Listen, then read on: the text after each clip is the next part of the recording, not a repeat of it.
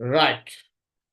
நாங்கள் தொடர்ச்சியாக பார்வையிட்டுக் கொண்டிருக்கின்ற நுண்ணறிவு தொடரிலே இன்றைய தினம் தொடர் மூன்றிலே இணைந்திருக்கின்றோம். அன்புக்குரிய மாணவ செல்வங்களே, வழிவாக இந்த கேள்வியை கவனித்துக் கொள்ளுங்க பிள்ளைகளே.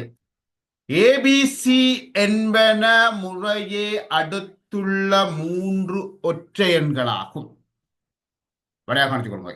ஏபிசி என்பன முறையே அடுத்துள்ள மூன்று ஒற்றை எண்களாகும். இவை பற்றிய கூற்றுக்களில் சரியான கூற்று எது? ஏபிசி 39 எனில் பி 13 ஆகும். இது முதலாவது கூற்று. ஏல இருந்து சியை கழித்தால் 2 ஆகும். இரண்டாவது கூற்று. ஏயின் கூட்டுத்தொகை சீரது கூட்டுத்தொகையின் அரைவாசியாகும். மூன்றாவது கூற்று. முதலாவது விட ஏ மட்டும் சரியானது. இரண்டாவது பி முதலாவது விடை 1 மட்டும் சரியானது. இரண்டாவது 2 மட்டும் சரியானது. மூன்றாவது 1, 2, 3 சரியானது. ஓகே, பாப்போம் பிள்ளைகளே. அப்ப நாங்கள் மிக தெளிவாக கவனிச்சு கொள்ளுங்க. இதுல என்ன சொல்லப்பட்டிருக்குதுன்னு வடிவாக மிக தெளிவாக கவனிச்சா அந்த கேள்வி மிக கடினமான கேள்வி என்று நான் நினைக்கிறேன். ஓகே, ஏபிசி 39 எனின் அப்ப ஏபிசி 39 பி 13 ஆகும். இது சரியாண்டு பார்ப்போம் பிள்ளைகளே. ஆகவே 39 மூன்றால பிரியுங்கோ பிள்ளைகளே. மூன்றால பிரிச்சா அவ்வளவு 3ஆல வகுக்க வேணும்.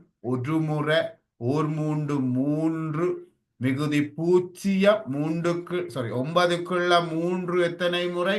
3 3 9 மிகுதி 0. ஆகவே நடு எண் 13 பி. அப்ப முதலாவது கூற்று சரியானது பிள்ளைகளே.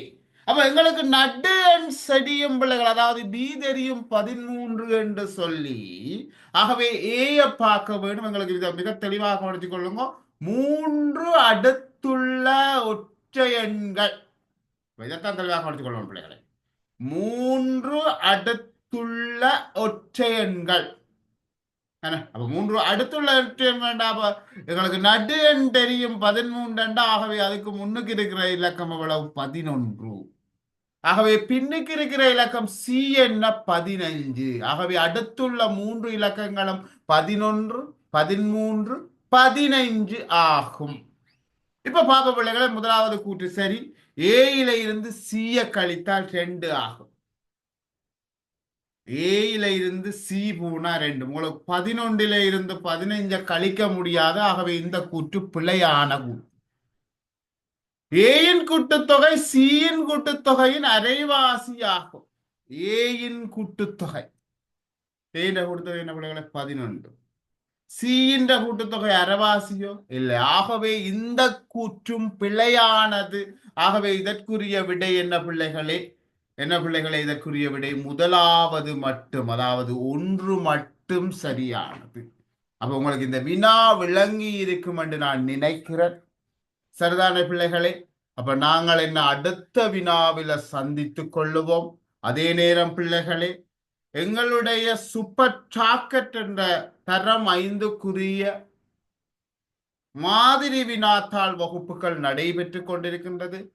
விரும்பியவர்கள் இணைந்து கொள்ளலாம். அதே போல பிள்ளைகளே, தரம் 4க்குரிய நுண்ணறிவு வகுப்புகளும் நடைபெற்றுக் கொண்டிருக்கின்றது.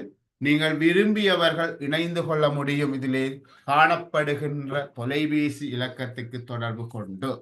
ஓகே பிள்ளைகளை, நாங்கள் அடுத்த வினாக்கள் உங்களுடைய முகத்தளத்தினுடைய லைக் பேஜில் நாங்கள் பதிவிடுகின்றோம். நீங்கள் தொடர்ச்சியாக பார்வையிட்டுக் கொள்ள முடியும். வாரத்துக்கு 5 வினாக்கள் நாங்கள் பதிவிடுகின்றோம். அதாவது திங்கள் முதல் வெள்ளி வரை இயன்ற வரைக்கும், அதாவது 3 தொடக்கம் 5 வினாக்களை நாங்கள் வாரத்துக்கு பதிவிடுவோம். நீங்கள் அனைவரும் பார்த்து பயன்பெறுமாறு கேட்டுக்கொள்ளுகின்றோம். ஓகே பிள்ளைகளை, நாங்கள் அடுத்த வினாவிலே உங்களை சந்தித்துக் கொள்கின்றேன். நன்றி, வணக்கம் பிள்ளைகளே.